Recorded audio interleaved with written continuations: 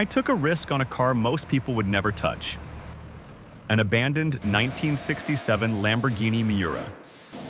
Everyone told me I was crazy, because restoring a Miura isn't like restoring a normal car. It's a gamble. This car changed the world. The first true supercar ever made. But when I found it, it was neglected, dusty, and falling apart. The paint looked too tired.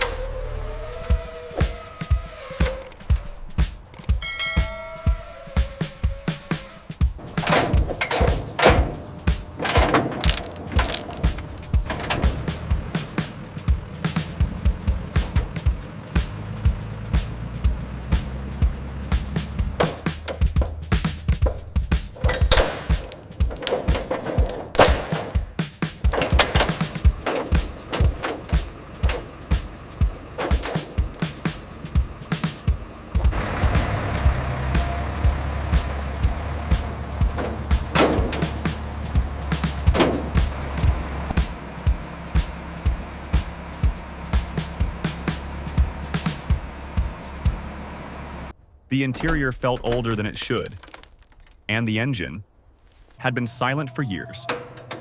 So the question was simple. Did I just find a forgotten piece of automotive history? Or did I make the biggest mistake of my life?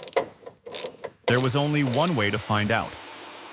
Up close, the Miura didn't look legendary. It looked exhausted. Years of dust had erased its shine. Oxidation had replaced confidence. When I brushed the paint, yellow still lived underneath, but barely.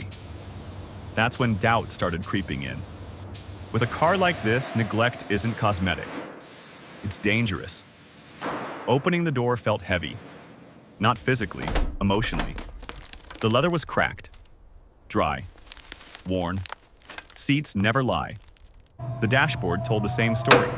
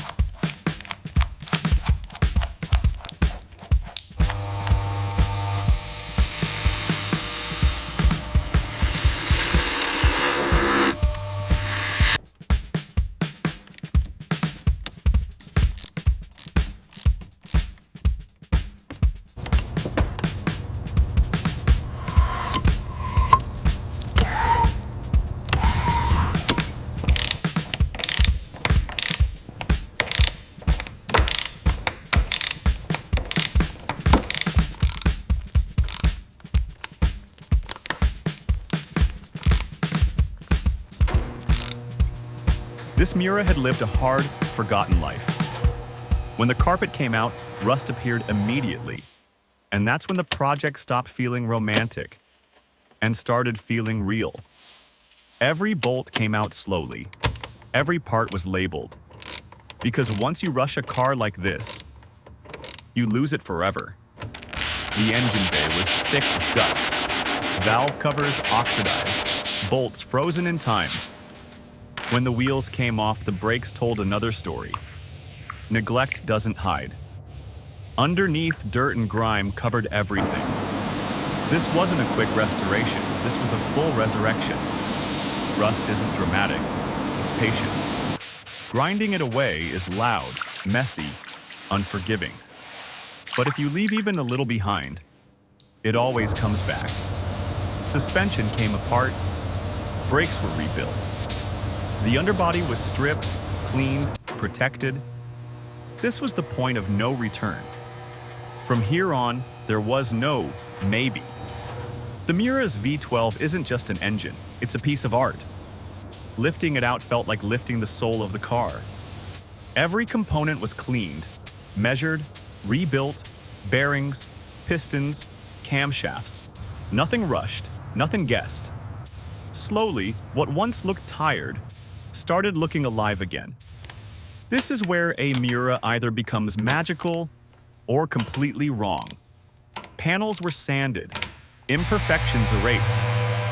When the yellow paint went on layer by layer, the car finally remembered who it was. Not loud, not flashy, just confident. The clear coat sealed it all in, and under the curing lights, the Miura rested, quietly reborn. The tape came off clean, and for the first time, reflections appeared. Polishing revealed depth. Hand finishing brought precision. The badge went back where it belongs. Glass turned crystal clear. Leather softened under conditioner. Seats returned to the cabin. The dashboard came alive. Gauges glowing softly in the dark. The steering wheel tightened into place. The door closed with that solid, mechanical click. Wheels mounted, final torque checked. The Miura touched the ground again, gently. The key turned. No drama, no chaos, just a smooth, controlled idle. The exhaust breathed quietly. Confident. Alive. Final details wiped away the last fingerprints of the past. Light moved across the curves. Every angle perfect. This isn't just a restored car. It's a second life. A Lamborghini Miura doesn't belong in a junkyard. It belongs in history. And today, history breathes again.